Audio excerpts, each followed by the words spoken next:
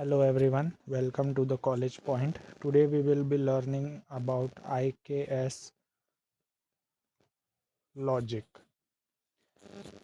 Logic we generally apply every day, or we can say our day is never complete without logic. From getting up from sleep till sleeping again at night, always and at every point of time we use logic. But how can we say that our logic is valid? Is there any source to find its validity? Right? There must be any source to find its validity, right? So all these components and concepts related to logic we will be studying under the IKS perspective. As we know that logic is in itself a very vast knowledge, right? A student can make career in the field of logic. So here we will be covering the important concepts and terms related to logic, and yes, not the whole ocean itself. So, as you have not seen the video related to Ayurveda, if you have not seen the video related to alchemy, if you have not seen the video related to the human resource, if you have not seen the video related to the environment and ecosystem, please visit to the video section of this channel and you will find all these things over there. And that is the main motto of the College Point, right? As you know, the channel's name is the College Point. The main motto of it is study beyond college hours, right? So as you give your 100% to the college hours, and after college hours if you want any guidance or assistance and want to understand the concept, yes, the TCP is with you, the College Point. As we know, the basic understanding of logic. Now we will understand the different terms related to logic. First we will come up with the reasoning, argument, premise, inference, understanding. Reasoning is a mental process of drawing conclusion from information. What you do, you draw conclusion from information, right? The raw thinking, right? The reasoning is basically the raw thinking process where you reason to something.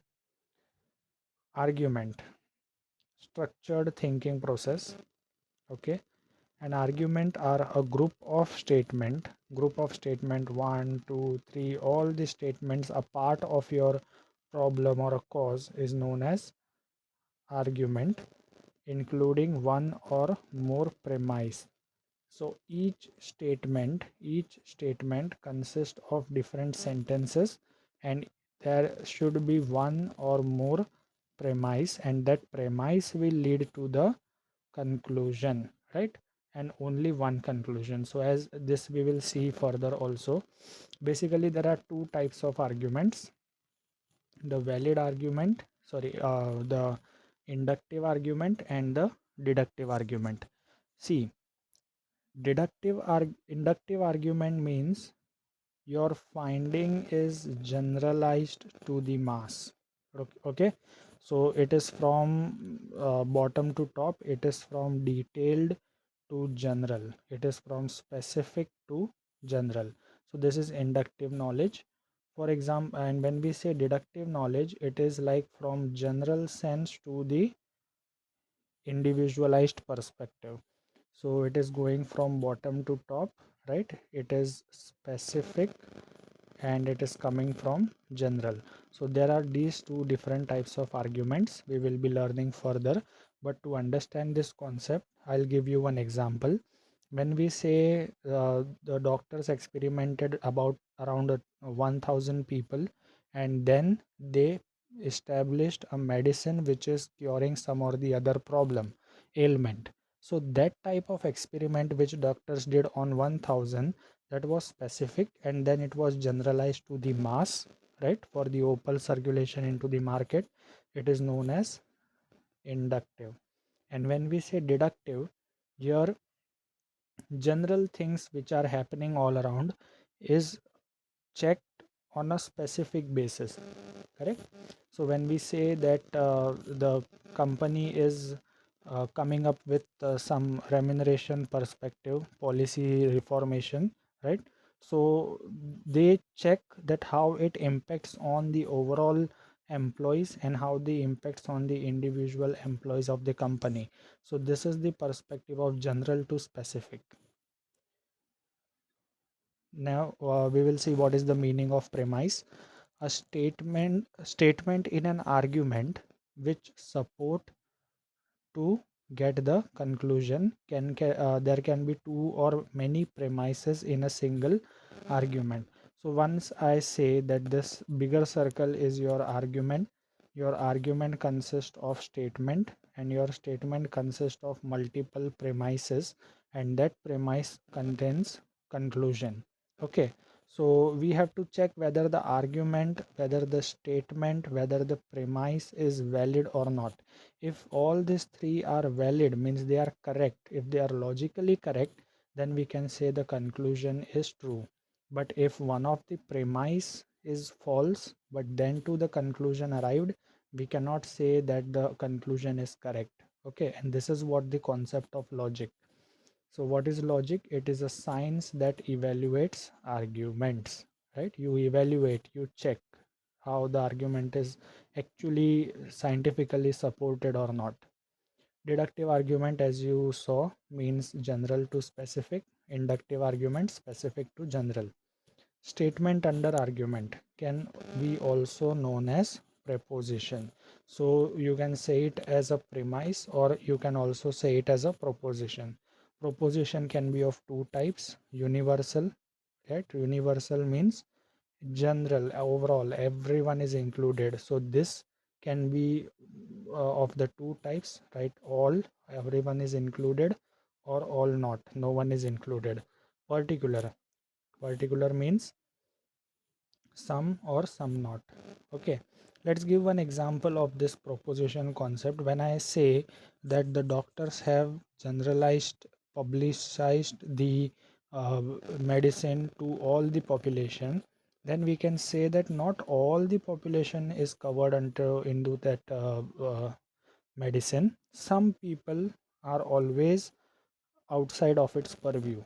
So those people who are outside of this purview, they apply the concept, this strategy applies the concept of particularism, that is some or some not. Okay, in that way. And universal means everyone is included irrespective of whatever they are, right? Everyone is included. And all not means no one is included. Each statement should have three categories to find valid logic within it. So every statement consists of the three aspect: the major aspect, minor aspect, and the conclusion. The major supporting, the statement which, the premise which supports majorly to the conclusion is known as the major statement. Then additional support is known as a minor statement. And if these both are valid and they both support the conclusion, then we can say the logic is actually correct. Now we'll move to the next part: logical connectivity and operators, right? Few common logical connectors that we use generally are and, or, not, if then, if else, etc. These are the logical operators. So when you make any computer program, you use all this. When you want to make a decision between this or this, then you use or, and, right? Sometime if you have to make selection, if this happens then I'll do like this. So here you use the concept of if else, if then, etc. So these are the general logical operators which are also used in the present world also. India's ancient logic system. So now we are entering into the perspective of IKS, that is ancient Indian logic system. The first philosophy of logic was Nyaya, and was very famous, and it was given by Gautam. He emphasized logical reasoning and categorized into four parts. The four parts of Nyaya philosophy are perception, inference, comparison, and verbal testimony. Perception means pratyaksha, inference means anuman, comparisons means upama, and verbal testimony means shabda. So this aspect we will be learning, and all the other different philosophies we will be learning in the next part of the video. Thank you so much.